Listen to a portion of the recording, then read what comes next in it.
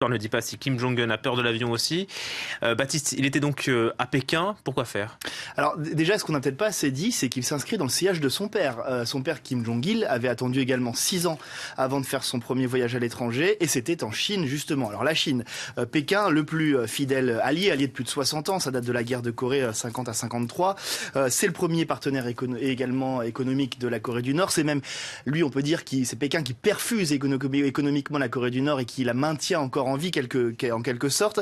Et c'est un allié qui, ces derniers mois, a été mis sur la touche, puisque cette voie de l'apaisement à laquelle on assiste à l'heure actuelle est à la manœuvre, c'est la Corée du Sud. C'est la Corée du Sud quand même qui a fixé déjà un rendez-vous pour le mois d'avril entre Kim Jong-un et Moon Jae-in, donc le président sud-coréen. Et puis ce fameux rendez-vous que tout le monde attend, s'il a lieu, entre Kim Jong-un et Donald Trump, qui devrait avoir lieu avant la fin mai.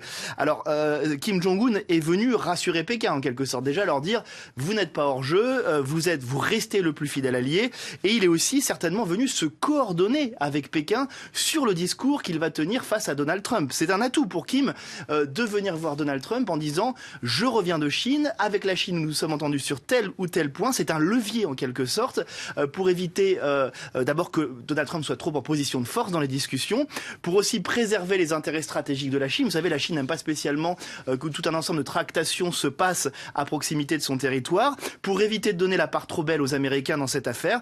Et puis aussi, Kim Jong-un est peut-être venu aussi tout simplement de façon beaucoup plus prosaïque demander un allègement des sanctions de la part de Pékin, puisque Pékin, contrairement à ce qui se passait ces dernières années, a largement intensifié et surtout beaucoup mieux appliqué les sanctions internationales à l'égard de la Corée du Nord ces derniers mois. Et puis on nous apprend que Kim Jong-un a réaffirmé sa volonté de dénucléarisation. Bon, et continue dans l'apaisement. Alors, c'est une séquence qui est très positive, mais il faut rester extrêmement prudent. Il tient ses propos au moment même où des images satellites montrent que la centrale nucléaire de Yongbyon, qui est en Corée du Nord, a connu une intensification de son activité ces dernières semaines, alors que justement, si l'on s'en tient au discours de Kim Jong-un, en tout cas ce qu'il avait laissé filtrer aux Sud-Coréens, il était censé avoir mis en suspens son programme nucléaire. Et puis Kim Jong-un qui parle de dénucléarisation, d'abord de la péninsule coréenne, oui, pas de la Corée du Nord à proprement parler, et demande que la Corée du Sud et les États-Unis répondent à ces efforts en faisant preuve de bonne volonté. Ce sont ces termes.